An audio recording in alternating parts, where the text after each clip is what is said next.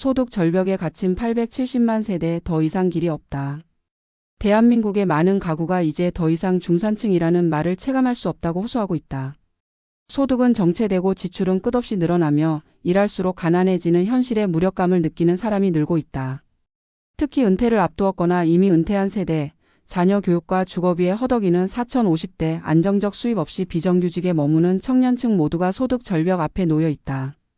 통계청과 한국은행의 자료에 따르면 약 870만 가구가 실질적으로 소득 절벽에 갇힌 상태이며 이들 다수는 기존의 복지 정책이나 금융 안전망의 사각지대에 머물러 있다.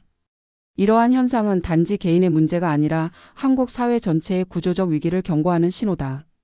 사례로 보는 소득 절벽의 실제 마이너스 47세 직장인 김태훈 씨의 이야기. 서울 구로구에 거주하는 47세 직장인 김태훈 씨는 IT 중소기업에서 근무 중이다. 한때는 중산층이라고 자부했지만 지금은 매달 말 통장 잔고를 확인하며 한숨을 내쉰다. 그의 월소득은 세정 기준 약 420만 원. 세금과 4대 보험, 사내복지 적립금 등을 제하면 실수령액은 330만 원 선이다. 그는 아내와 고등학생 딸, 중학생 아들을 부양하고 있다.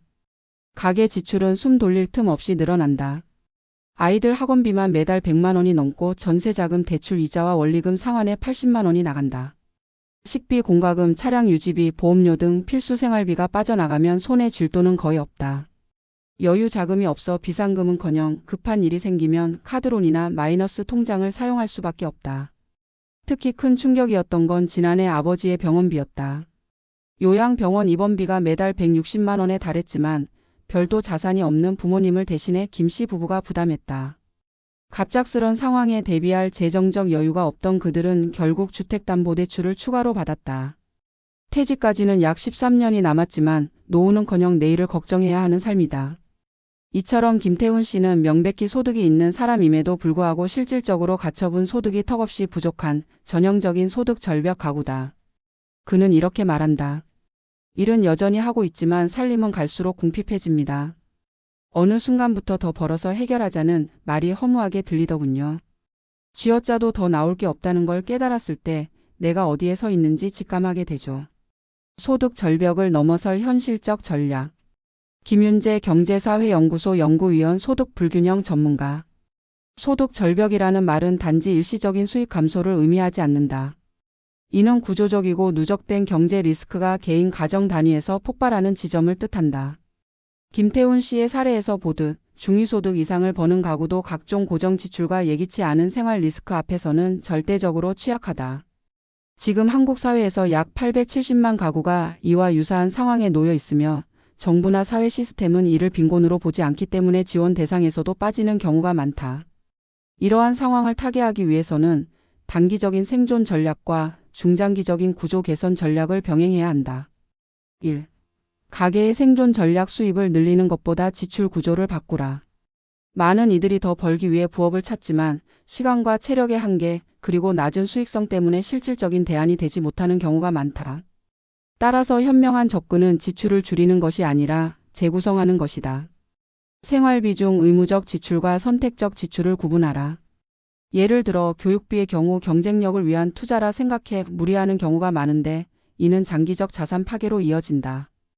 공교육을 중심으로 재구성하고 비싼 사교육 대신 체계적인 자기주도 학습 전략을 연구하는 것이 중요하다.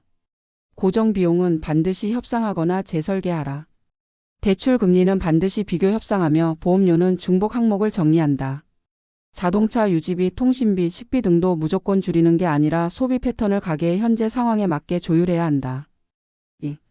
노후 대비 전략. 퇴직 후가 아니라 퇴직 전 10년이 전환점이다. 대한민국 직장인의 평균 은퇴 연령은 약 53세. 그러나 국민연금 수령은 만 62세 이후부터다. 이 공백기를 어떻게 메우느냐가 노후 빈곤을 막는 핵심이다. 퇴직 전 10년 2차 소득원을 설계하라. 단순한 아르바이트 수준이 아니라 작게 시작하더라도 안정적 수입이 가능한 구조의 온라인 교육, 콘텐츠 제작, 프리랜스, 중고거래, 재능 판매 등을 설계하는 것이 필요하다. 퇴직 후에도 소득이 멈추지 않는 구조를 만들 것. 연금 외에 부동산 임대, 소액사업, 고정 클라이언트를 둔 전문직 활동 등이 이에 해당한다. 초기에는 수익이 작더라도 지속성과 확장성을 고려해야 한다. 3. 정부와 사회의 역할 소득 절벽 가구에 맞는 정책 설계 시급. 현재의 복지 시스템은 소득이 없는 계층만을 대상으로 설계되어 있다. 그러나 현대 경제 구조에서 가장 취약한 계층은 오히려 소득이 있지만 부족한 계층이다. 이들은 지원을 받지도 못하고 스스로 탈출구도 찾기 어렵다. 중위소득 10만 150% 계층을 위한 실질적 보조제도 필요. 예 교육비 세액공제 확대, 대출금리 우대, 건강보험 부담 완화 등. 퇴직 전후 가구를 위한 전환기 지원 프로그램 신설. 직무 재교육, 창업교육, 주거비 경감 등의 정책이 이들 가구의 몰락을 막는 최소한의 안전망이 될 수 있다. 더 이상 개인의 몫이 아니다. 소득 절벽에 빠진 870만 가구는 더 이상 개인의 문제가 아니다. 이는 국가 경제의 탄력성, 사회의 건강성, 미래 세대의 희망과 직결된 문제다.